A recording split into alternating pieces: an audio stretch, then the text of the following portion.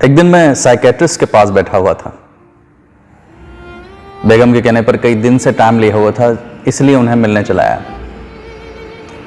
Doctor साहब ने पूछा, क्या मसला है, तफसील से बताइए।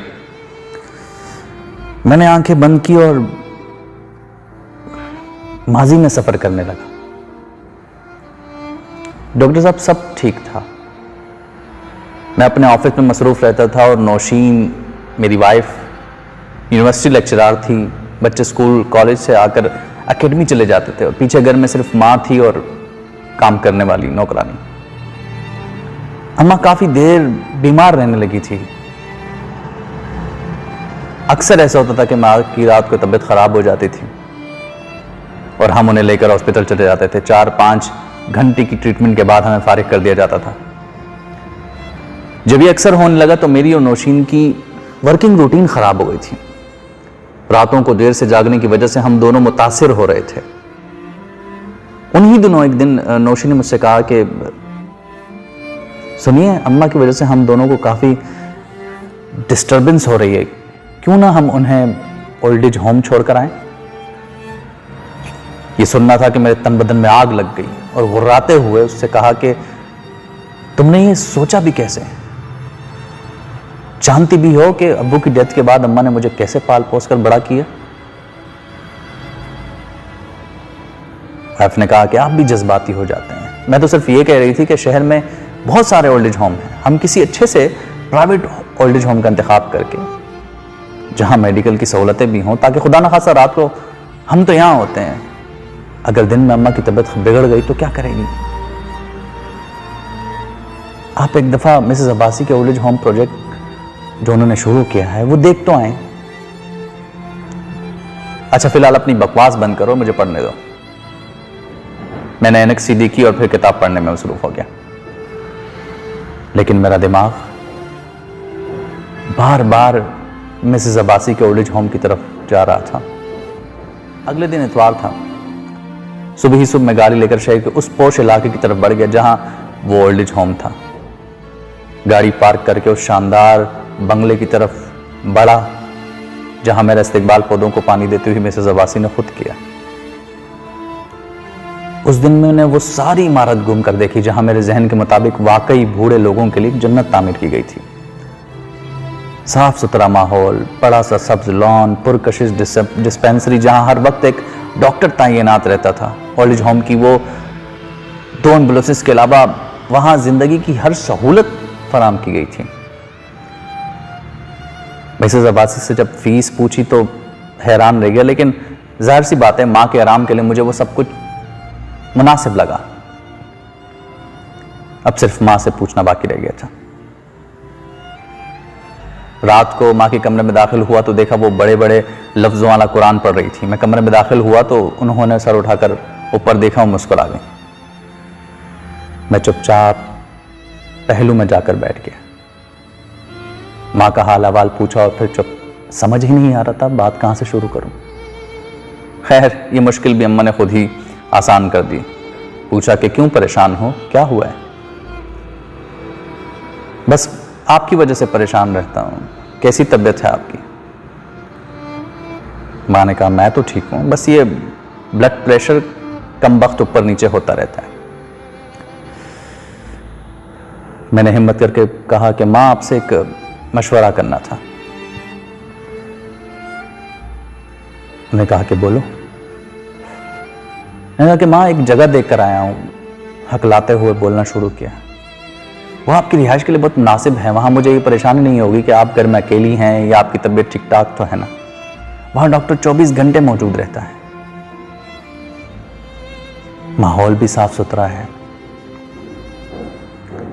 अम्मा के चेहरे पर रक्स करती मुस्कुराहट थम गई। एक बल पड़ा माथे पर, लेकिन फिर मुझे कहने लगी कि मुझे भी कई दिन से महसूस हो रहा है कि तुम दोनों को मैं काफी दिनों से डिस्टर्ब कर रही हूं। ठीक है, कोई मसला नहीं। जैसे मेरा लाल खुश, मैं भी उसी में खुश। अम्मा ने मेरा माथा मुस्कुराकर चूमा और मैं कमरे से बाहर आ गया। मेरा ज़मीर उस बेगैरती पे आमादा नहीं था, मगर मेरे हालात कुछ और कहते थे। शायद मैं उन हालात का सही मुकाबला ना कर सका और अम्मा को ओल्ड एज होम छोड़ आया। शुरू में 2-3 दिन बाद मैं चक्कर लगा देता था, लेकिन उसके बाद मेरा चक्कर लगाना कम हुआ, बस सिर्फ इतवार को जाने लगा। कुछ अर्से पहले तो हद हो गई। कारोबार के चंद मसाइल की वजह से 1 महीना तक नहीं जा सका और उसी दौरान वो मनहूस दिन भी आ गया। इतवार का दिन था। मुझे उस दिन एक आदमी के साथ ज़रूरी कारोबारी मुलाकात थी। नाश्ते के और गाड़ी में आकर बैठ गया। अभी गाड़ी स्टार्ट ही की थी कि 18 साल आयान भी दरवाज़ा खोलकर अंदर बैठ गया। डेरी, आपको पता है मैं गाड़ी चलाना सीख गया हूं, मुकम्मल गाड़ी चलाना आती है मुझे। अच्छा, वाह, शाबाश, मेरा बेटा बड़ा हो गया। पापा, आप हमेशा हमें स्कूल छोड़कर आते हैं, आज मैं आपको छोड़कर आऊंगा। मैंने हंसते हुए कहा कि अच्छा, कहां छोड़कर आओगे मुझे? Old age home. उसने कहा और मैं सख्त हो गया जैसे। मेरे चेहरे से मुस्कुराहट गायब हो गई और हाथ स्टीयरिंग पर मजबूती से जम गए। वो अपनी धुन में भूलता जा रहा था। आज संडे है, मुझे पता है कि आप दादी से मिलने जा रहे हैं, मैं भी चलता हूं साथ, आपको ड्राइविंग भी दिखा दूंगा अपनी। मगर मैं बस आयान के पहले जुमले पर ही रुक सा गया था। उसके मासूम जुमले में मुझे मेरा मुस्तकबिल नजर आ रहा था। मेरी वो फसल मुझे काटनी थी। बचपन में पढ़ी कहानियां, वाकयात की तरह मुझे भी उसी सलूक का शिकार होना था। मेरी आंखों से आंसू उबल उबल कर आ रहे थे और मैं अपनी मां से अपने उस घटिया सलूक की वजह से शर्मिंदा था। अयान को बिला वजह डांटकर मैंने गाड़ी से निकाला और तेजी से गाड़ी चलाता हुआ मां को लेने ओल्ड एज होम पहुंच गया। ओल्ड एज होम पहुंचा तो दूसरी बिजली मेरे सर पर आकर गिरी। कुछ देर कबल ही मां हार्ट अटैक से फौत हो चुकी थी और मेरी माफी, तौबा के तमाम दर बंद हो चुके थे।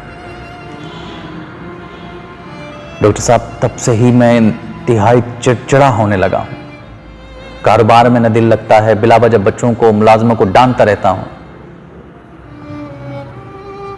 छुट्टी के दिन सारा दिन कब्रिस्तान में जाकर अम्मा के सराहने बैठकर उनसे माफिया मांगते रहता हूं। ना घर में दिलचस्पी है, ना कारोबार में। अब बताइए, इस बेसुकूनी, बेआरामी और इस ज़मीर का कोई इलाज है? जो जागा भी तो बेफैज जागा। काफी देर तक मैं चुप रहा, लेकिन डॉक्टर की आवाज ना आई। आंखें खोली, उठकर देखा तो सर नीचे किए बैठा रहा। डॉक्टर साहब, मैं दोबारा बोला तो उसने सर उठाया और आंखें साफ करके बोला, इसके अलावा इस बेसुकूनी का कोई इलाज नहीं कि अल्लाह से तौबा करो, इस्तग़फ़ार करते रहो, ताकि वो तुम्हारे माँ बाप तक पहुंच सके और शायद इस वजह से तुम्हें सुकून मिल सके। ये कहते हुए उसकी हिचकियां बंद हो गई और वो रोते हुई आवाज में बोला, मैंने एक जरूरी काम से जाना है, अब आप जा सकते हैं। ये कहते हुए उसने अपना मोबाइल उठाया और मुलाजिम से क्लिनिक बंद करने के लिए कहा। मैंने कहा, अरे डॉक्टर साहब, इतनी इमरजेंसी में आप कहां जा रहे हैं?